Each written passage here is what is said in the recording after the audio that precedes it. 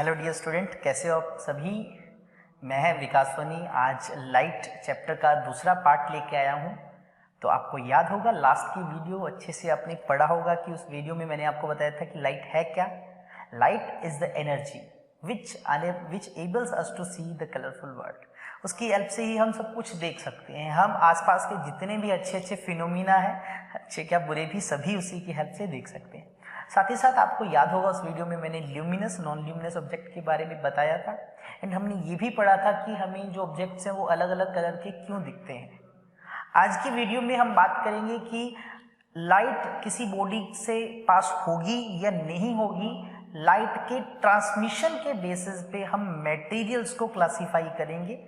देखिए, बहुत छोटी क्लास में ये आपने पढ़ा है, लेकिन मैं आपको यहाँ बेसिक से सब कुछ बताऊंगा। बेसिक से एडवांस तक अगर हमें जाना है तो हमें हर एक चीज को अच्छे से समझना होगा। ठीक है। On the basis of transmission, on the basis of transmission of light, transmission of light, ठीक है, ऑब्जेक्ट्स को तीन कैटेगरी में डिवाइड करते हैं। ऑब्जेक्ट्स को या जो मटेरियल्स हैं, इवन मीडियम भी लिख सकते हो आप बेटा, उसको तीन कैटेगरी में डिवाइड किया जाता है। आप सबने इनका नाम सुना होगा। सबसे पहली जो रहती है उनको कहा जाता है ट्रांसपेरेंट। क्या कहा जाता है बेटा? ट्रांसपेरेंट। दूसरा जो है उनको कहा जाता है ट्रांसल्यूसेंट। क्या कहा जाता है? ट्रांसल्यूसेंट। और जो तीसरा है कैटेगरी है वो है ओपेक। क्या बेटा? ओपेक। ठीक है, आपने नाम सुने। मैं ये नहीं बोलता कि मैं ही सबसे पहले आपको बता रहा हूँ, छोटी क्लासेस में आपने इसके बारे में पढ़ा है क्या। देखिए, ट्रांसपेरेंट वो मटेरियल्स है या वो मीडियम है जिसके थ्रू लाइट इजीली पास हो जाती है, थ्रू विच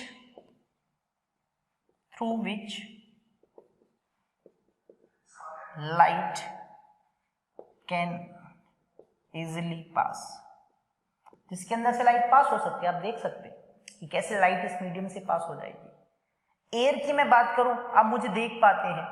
क्यों? मान लीजिए आप मेरे सामने खड़े, आप मुझे क्यों देख पाते हो? क्योंकि मेरे से जो लाइट रिफ्लेक्ट होकर आपकी आंखों तक जा रही है वो इस एयर में से पास हो रही है। और एयर क्या है? कैसा मीडियम है? Air is a transparent medium. गिलास के अंदर पानी अगर आपको दिख रहा है, इट मीन जो ग्लास है वो ट्रांसपेरेंट है, तभी तो देख पा रहे हैं। क्लियर? अगर किसी आपने ग्लास के अंदर पानी रखा, वो आपको नहीं दिख रहा, वो ट्रांसपेरेंट नहीं है, उसके अंदर से लाइट पास नहीं हो रही।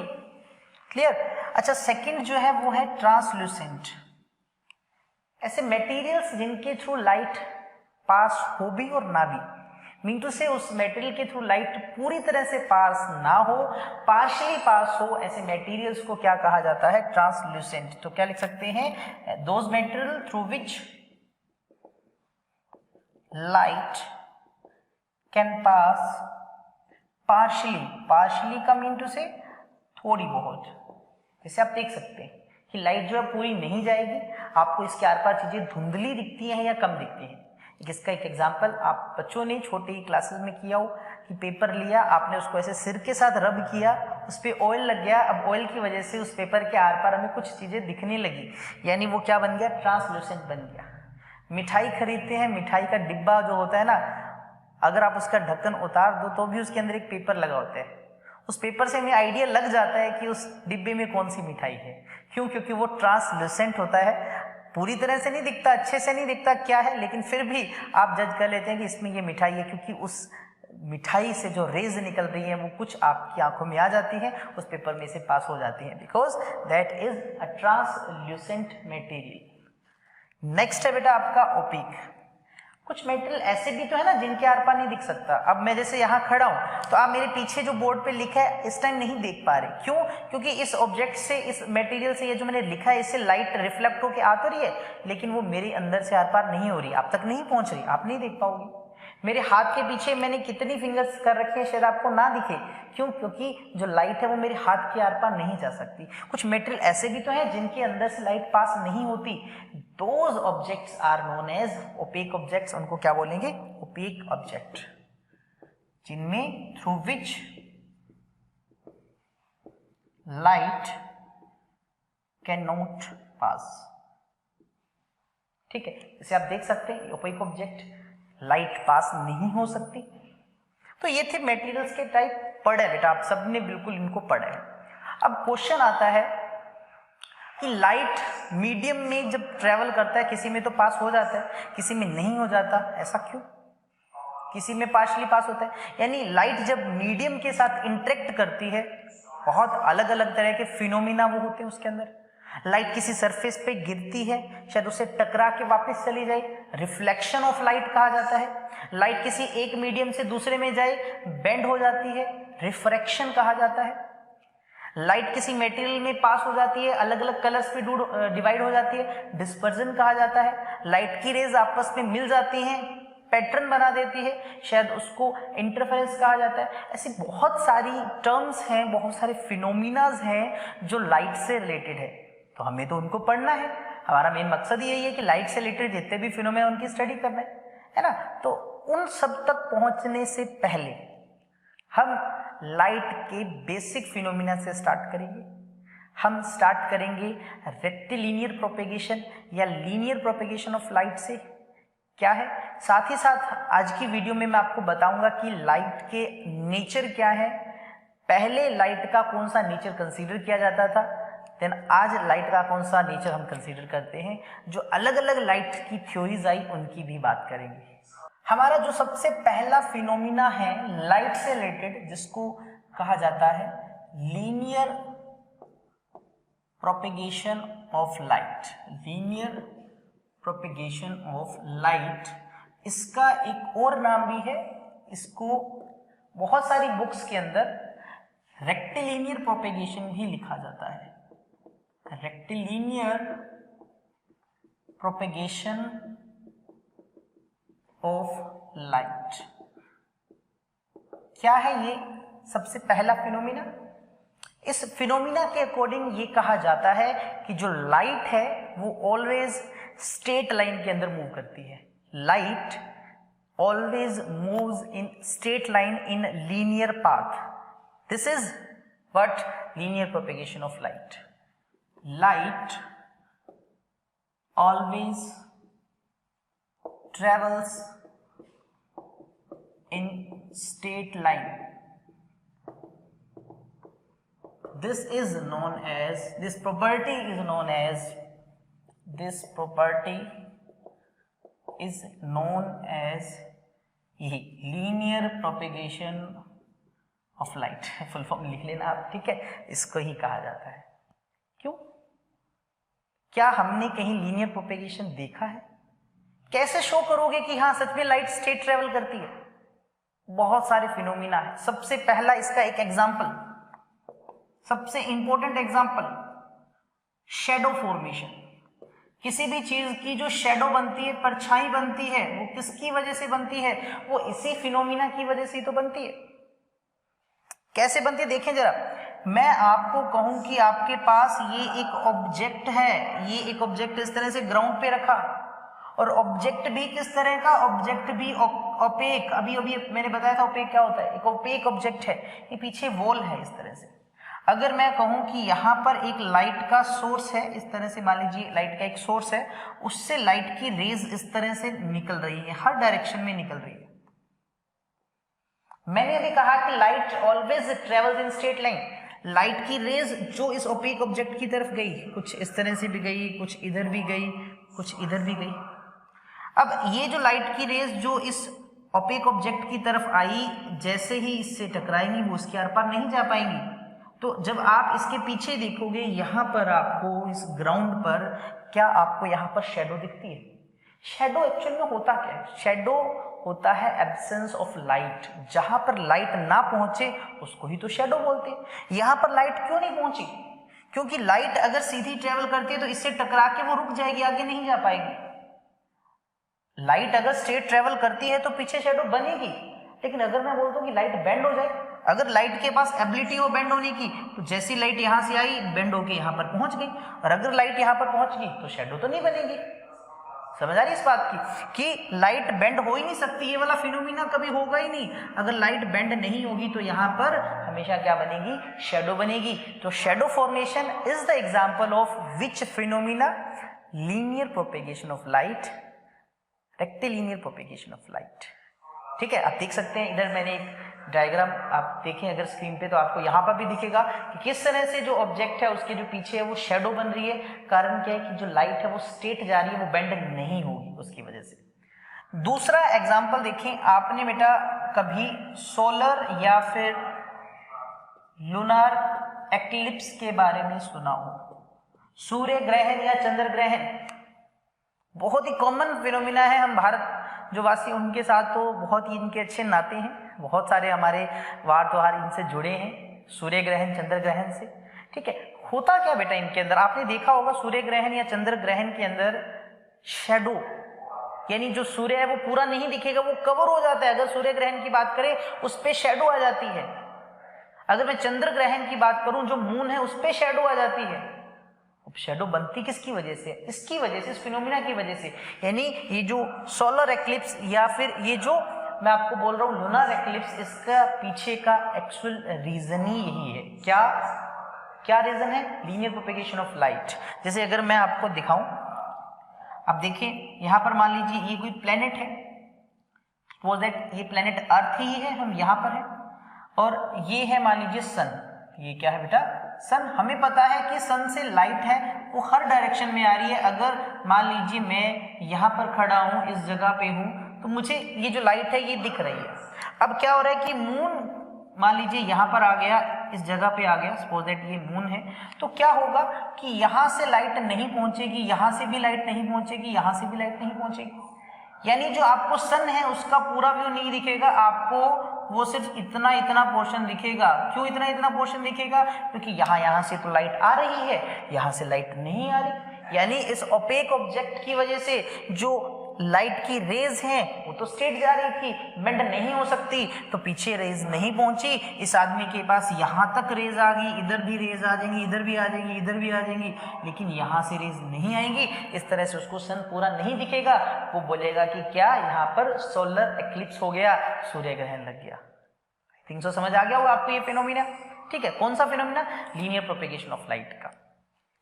अब लीनियर प्रोपेगेशन ऑफ लाइट में ये कहा जाता है कि लाइट तो स्ट्रेट ट्रेवल करती है, और जो लाइट के पाथ को हम रिप्रेजेंट करते हैं वो बेटा लाइनों से रिप्रेजेंट करते हैं। देखिए आप इस तरह से मैं जो ये लाइंस ड्रॉ करता हूं, इससे हम रिप्रेजेंट करते हैं पाथ ऑफ लाइट, और इनको कहा जाता है रे।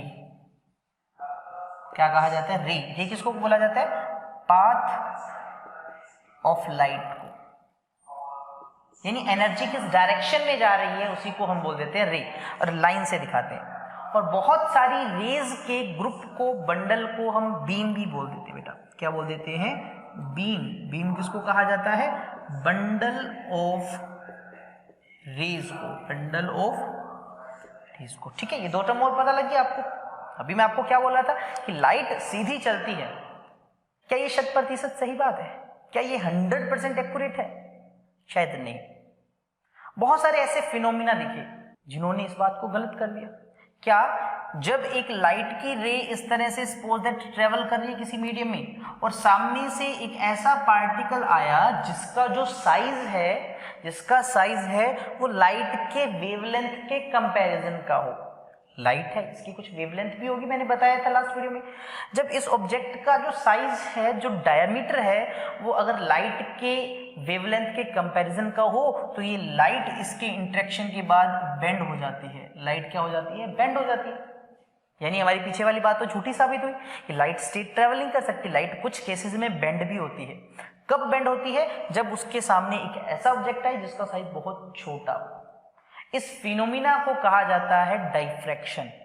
इसको बेटा क्या कहा जाता है? इसको डाइफ्रैक्शन कहा जाता है।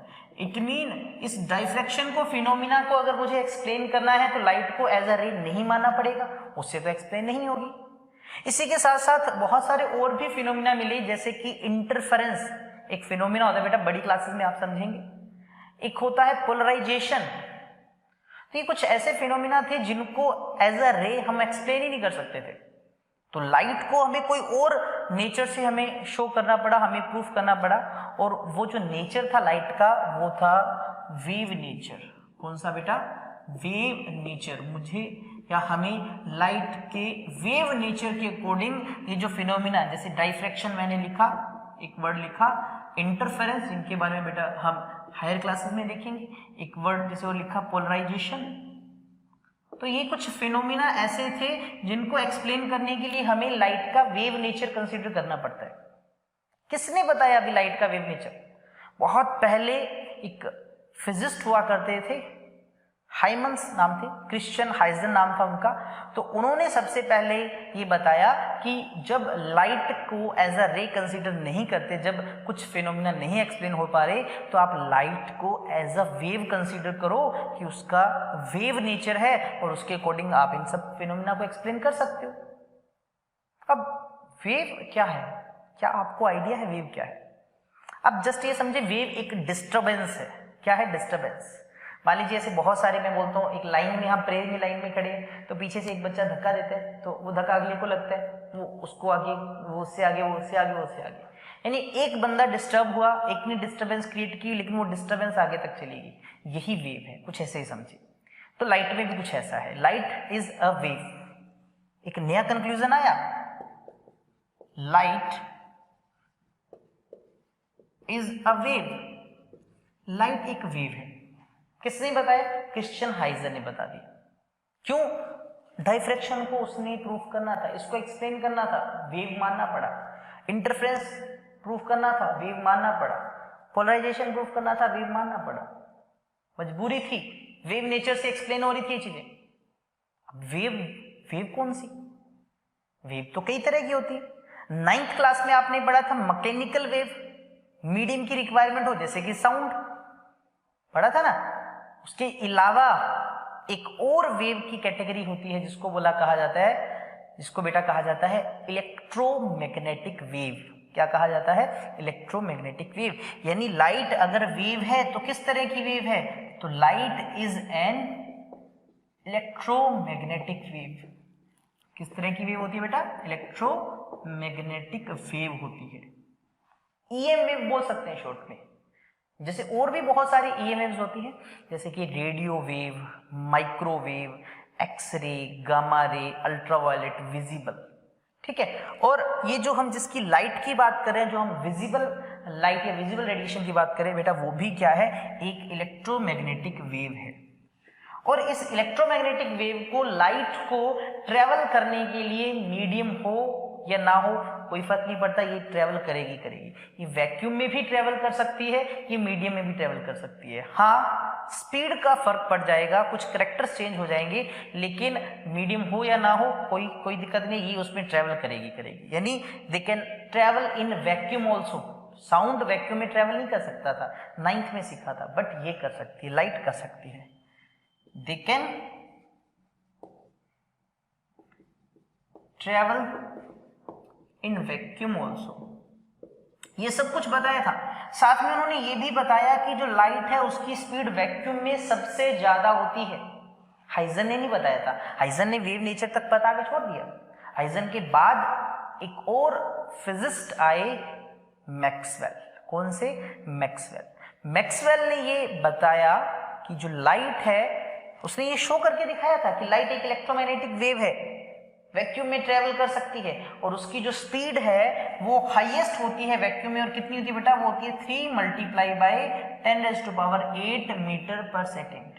इसको c से लिखा जाता है। किसे लिखा जाता है? c से, क्योंकि ये कांस्टेंट वैल्यू है, वैक्यूम के लिए इतनी है। और किसी अदर मीडियम की बात करें तो स्पीड इससे कुछ कम होगी, ये सबसे ज्यादा है। 3 × 10⁸ मीटर पर सेकेंड, जिसको आप बोल सकते हो 3 लाख किलोमीटर पर सेकेंड। सबसे फास्ट यही होती है लाइट। मैक्सवेल ने बताया।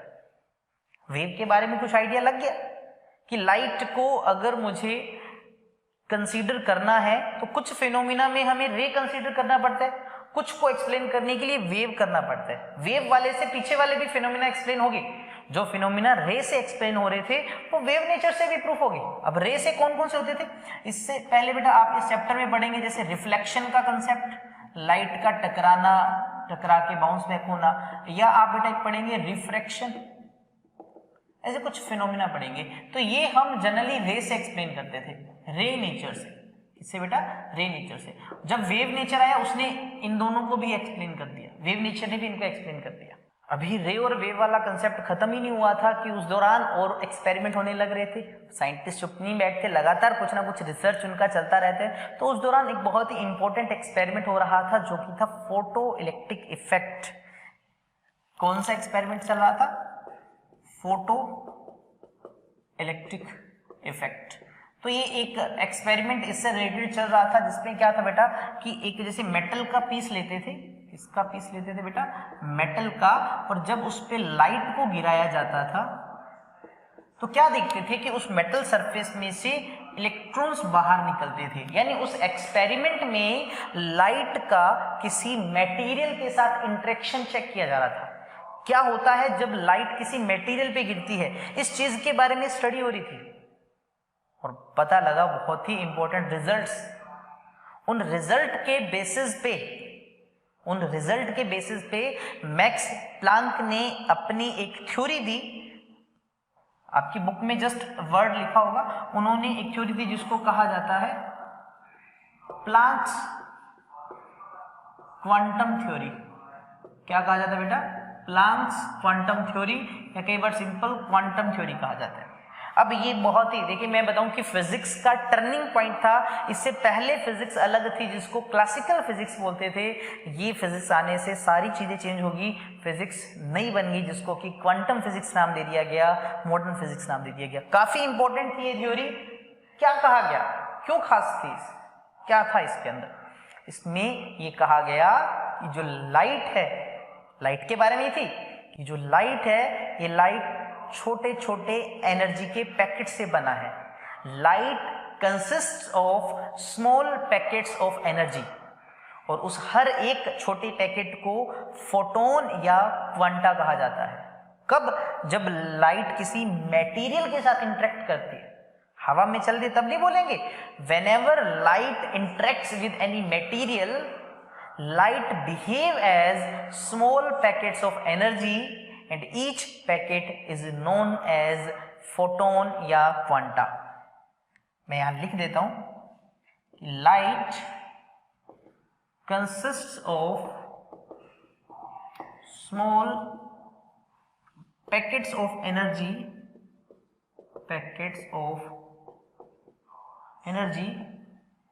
each packet is known as photon और क्वांटा। तो बेटा ये दो नाम आपको सुनने में मिल सकते हैं, क्वांटा और फोटोन। क्या है फोटोन और क्वांटा? लाइट के छोटे पैकेट को कहा जाता है। और ये कब when light interacts with material, किसी मटेरियल से इंटरेक्ट करती है तब वो छोटे छोटे पैकेट्स की तरह बिहेव करते हैं। मीन टू से इस थ्योरी ने लाइट का एक और नेचर बता डाला। इसके अकॉर्डिंग लाइट किसकी तरह बिहेव कर रही है? लाइट पार्टिकल की तरह बिहेव कर रही है। लाइट का एक और नेचर पता लग गया, कौन सा? Particle nature. कि कुछ चीजों को शो करने के लिए, किनको? फोटो इलेक्ट्रिक इफेक्ट को शो करने के लिए हमें लाइट का पार्टिकल नेचर कंसीडर करना पड़ा। यह समस्या होगी। रे बढ़ रहे थे, रे स्टार्ट किया था, वेव नेचर आ गया। वेव कर रहे थे, कौन सा नेचर आ गया? पार्टिकल नेचर आ गया। करना पड़ा एक्सप्लेन, क्योंकि फोटो इलेक्ट्रिक इफेक्ट को एक्सप्लेन करने के लिए वेव नेचर काफी नहीं था, पार्टिकल नेचर मानना पड़ा।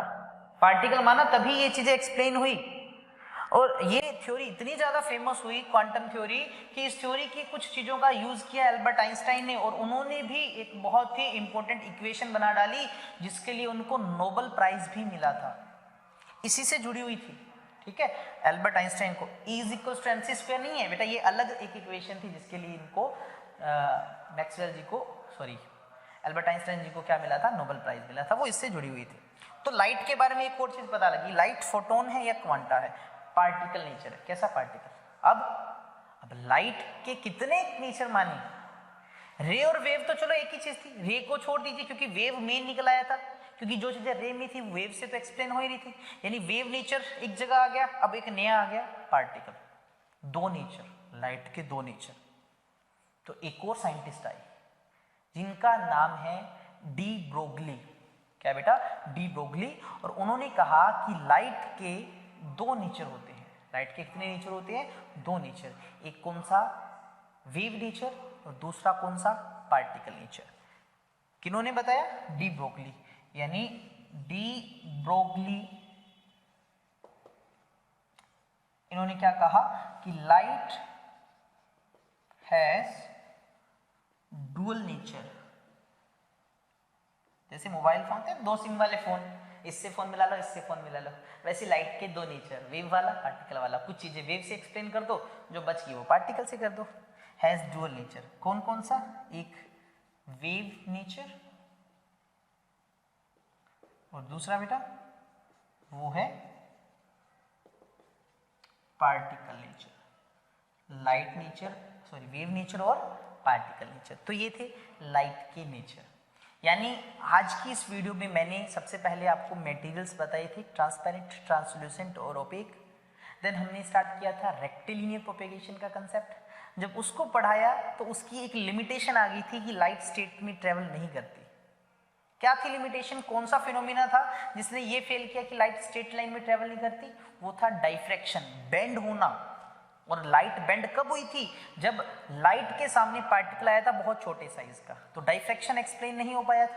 उसके अलावा पोलराइजेशन, इंटरफेरेंस थे, उनको एक्सप्लेन करने के लिए हमने लाइट को क्या माना पड़ा? एक वेव।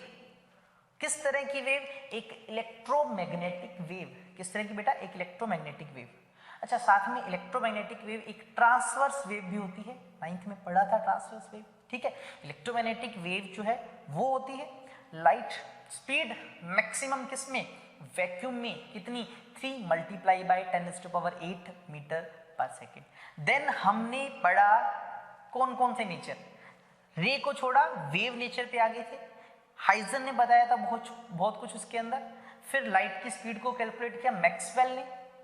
देन मैक्सवेल के बाद आए फोटोन का कंसेप्ट, प्लैंक क्वांटम थ्योरी, जिसने बता दिया कि लाइट का पार्टिकल वाला भी नेचर होता है। स्पोर्ट किया था जिसका अल्बर्ट आइंस्टाइन ने। देन डी ब्रोगली ने कहा भी दोनों ही तुम ठीक हो, लाइट के दो नेचर होते हैं, वेव भी और पार्टिकल भी। आज की वीडियो में बेटा इतना ही। नेक्स्ट वीडियो के अंदर हम स्टार्ट करेंगे दूसरा फिनोमेना मतलब रिफ्लेक्शन ऑफ लाइट। इस चैप्टर के अंदर हम इन सब नेचर में से लाइट को एज अ रे कंसीडर करेंगे। हम लाइट के रे नेचर के अकॉर्डिंग ही चीज़ों को एक्सप्लेन करेंगे। वेव का कंसेप्ट या पार्टिकल का कंसेप्ट आपके +2 क्लासेस तक पढ़ेंगे। हमारा जो 10th है उसमें हम लाइट को स्ट्रेट लाइन में मूव करना यानी रेक्टिलिनियर के कंसेप्ट को ही माइंड में रख के पढ़ेंगे। तो मिलते हैं नेक्स्ट वीडियो में। अगर ये वीडियो पसंद आए तो इसको लाइक करना मत भूलना और चैनल को भी सब्सक्राइब करके ही जाएं। Thank you, have a nice day.